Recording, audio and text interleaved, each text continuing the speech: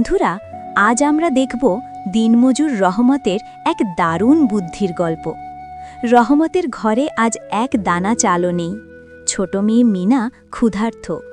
রহমত ঠিক করল আজ সে গ্রামের সবথেকে বড় মহাজন করিম মিয়ার কাছে কাজ করতে যাবে।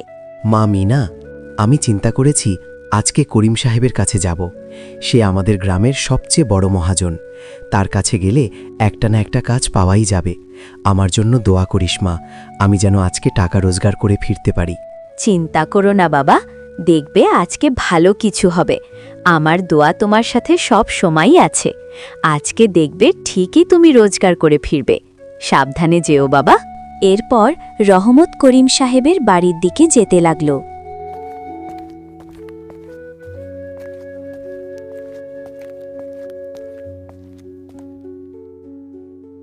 হুজুর, অনেক আশা নিয়ে আপনার কাছে এসেছি। ঘরে এক মুঠো চালও নেই। কিছু কাজ না পেলে আজকে যে ঘরে বাজারটাও হবে না, চুলাও জ্বলবে না। কোনো একটা কাজের ব্যবস্থা করে দেন হুজুর। কাজ কি চাইলেই হয়ে যায় নাকি রহমত? ভেবে দেখি কোনো কাজ দেওয়া যায় কিনা তোমাকে। এমন বলবেন না হুজুর। কোনো কাজ না পেলেই যে না খেয়ে থাকতে হবে আজকে। আমার মেয়েটা আজকে দুদিন ধরে না খেয়ে আছে। কোনো একটা কাজের ব্যবস্থা করে দিন। কাজ তো দেব রহমত, কিন্তু আমার এক শর্ত আছে। সারা দিন ওই তপ্ত রোদে আমার মাঠে মাটি কাটবি, কিন্তু কাজ শেষে যদি একবারও বলিস যে আমি খুব ক্লান্ত, তবে 1 টাকাও পাবি না। পারবি তো? লোকটা তো মহা বদমাস। ঠিক আছে, আজ এর অহংকার আমি ভাঙবই। এইটা কেমন শর্ত দিলেন হুজুর? আচ্ছা হুজুর, আমি আপনার শর্ত মানব, কিন্তু আমারও যে একটি শর্ত আছে। তোর আবার কি শর্ত? আচ্ছা বল শুনি। হুজুর, আপনার শর্তে যদি আমি পাশ করতে পারি, তাহলে আমাকে 1 দিনের মজুরি না 3 দিনের মজুরি দিতে হবে। এটাই আমার শর্ত। হয়েছে হয়েছে, এত কথা শুনতে চাচ্ছি না। আগে আমার শর্তে পাশ কর, তারপর দেখা যাবে। ঠিক আছে মহাজন সাহেব, আমি রাজি। চলেন মাঠে যাই। শুরু হলো রহমতের হাড়ভাঙা খাটুনি। কড়া রোদে রহমত একের পর এক কোদাল চালাচ্ছে।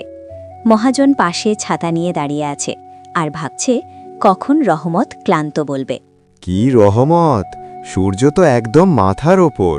শরীর কি কাঁপছে? খুব হাঁপিয়ে গেছো মনে হয়। আরে না মহাজন সাহেব, রোদটা তো আজ দারুণ মিষ্টি লাগছে। মনে হচ্ছে যেন নাতিপুতিদের সাথে খেলছি। আমার তো খুব মজা লাগছে। মহাজন আর কোনো কথা না বলে চুপচাপ দেখতে লাগলো রহমত কি করে, সে কখন ক্লান্ত হয় আর কখন সে এই সুযোগটা লুফে নিতে পারে। বিকেল হয়ে এলো। রহমত একটুও থামছে না, বরং আরও জোরে কোদাল চালাচ্ছে। মহাজন নিজে রোদে দাঁড়িয়ে দাঁড়িয়ে ক্লান্ত হয়ে একাকার। ওরে বাবারে, রোদ দেখে তো আমারই মাথা ঘুরছে। রহমত, তুই থাম, আমি আজ ক্লান্ত হয়ে গেছি। তোর আর মাটি কাটা লাগবে না। কেন মহাজন সাহেব? আমি তো সারা রাত মাটি কাটতে পারবো। আপনি ক্লান্ত হলে আমার চুক্তির টাকাটা তবে দিয়ে দিন। মহাজন বুঝল রহমতকে হারানো অসম্ভব। সে ভয়ে 3 দিনের মজুরি রহমতের হাতে ধরিয়ে দিল। রহমত সেই টাকা দিয়ে মিনার জন্য বাজার নিয়ে হাসি মুখে বাড়ি ফিরল। বন্ধুরা, আমরা শিখলাম বুদ্ধি থাকলে শক্তি আর শয়তানি দুইকেই হারানো সম্ভব। গল্পটি ভালো লাগলে তাজতলী কার্টুন চ্যানেলটি সাবস্ক্রাইব করুন। ধন্যবাদ।